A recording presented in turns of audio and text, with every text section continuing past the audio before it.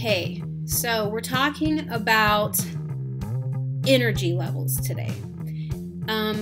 Be aware of the energy levels in your classroom. It's really important. Probably one of the most important things you can do is be observant of this, because pretty much all of the other engagement strategies I'm giving you hinge on your ability to tell what the energy level is. Now, I'd say almost anybody can tell when the energy level's too high. Fewer people are really noticing when the energy level's too low. Okay, so what does it look like when the energy level's too low? Well, you might have students sleeping in the back corner. You might ask them a question and they kind of are like that. Maybe you aren't getting very much participation. You ask a question and nobody raises their hands. They're kind of like daydreaming, like not quite with you. That's when the energy level's too low. They're not really here. They're not really with you, and they're not really listening to you. So it's, I would say that's kind of one of those things that is overlooked more than the high energy, because the high energy is just in your face. But it's still equally dangerous as far as your effectiveness as a teacher. So I would not underestimate the low energy level in your classroom. High energy level, obviously, you have kids talking too much, you have kids out of their seats, you have all kinds of range of, behaviors depending on, the age level you're working with. But, you might have kids poking each other, passing notes, whatever. They're highly social, having little to no interest in what you want them to do. So I have some strategies that you can use to change the energy levels in your classroom. For low energy days, you can make them move. And I've talked about that in some other videos, and I want to continue to address movement. It's really important.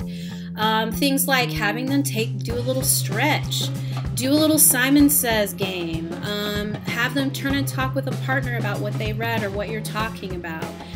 Do scavenger hunts, do wall walks, and I'll talk about what those things are. Use music.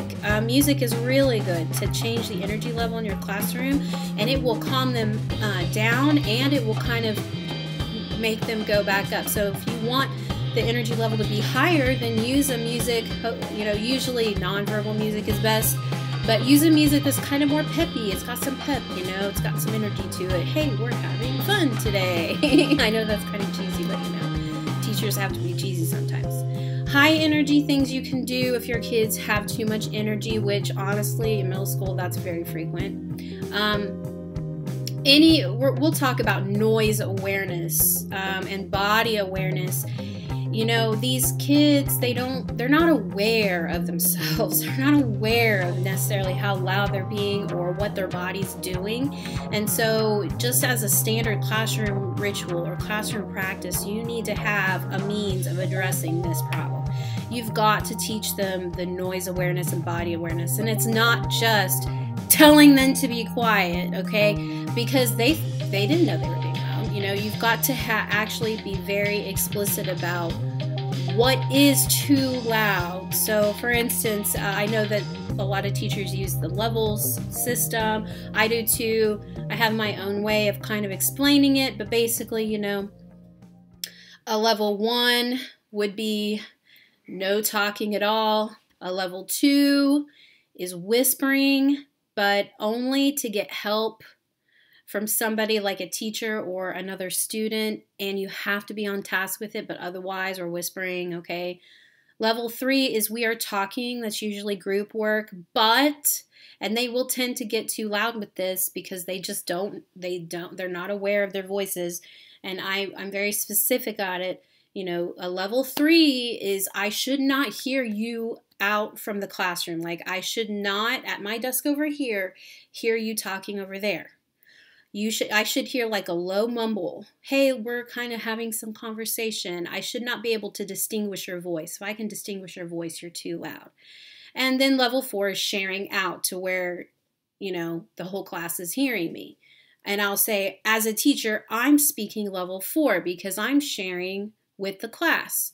So giving them some kind of chart or some kind of system, and they will probably need frequent reminders. Anytime you change the activity, if noise level is a problem in your classroom, then you need to address the noise level almost every time you change the activity, because they're not going to know what noise level they should be at. They don't have a lot of the social awareness and the experience that adults have to know what's appropriate at different times. I mean, maybe a lot of them do, but then there's certainly those that don't. Maybe they haven't been taught at home. Maybe they just come from a loud family. I mean, people come from loud families. So they need to have this kind of training, and it needs to not be super punitive. It just needs to be like, hey, this is what we do. This is our process. Let me remind you of this, etc. Okay, so that was kind of a longer one, but energy levels are huge, and a lot of the things that I listed earlier, I want to do future videos on. So stay tuned, and I'll explain each of those strategies even more.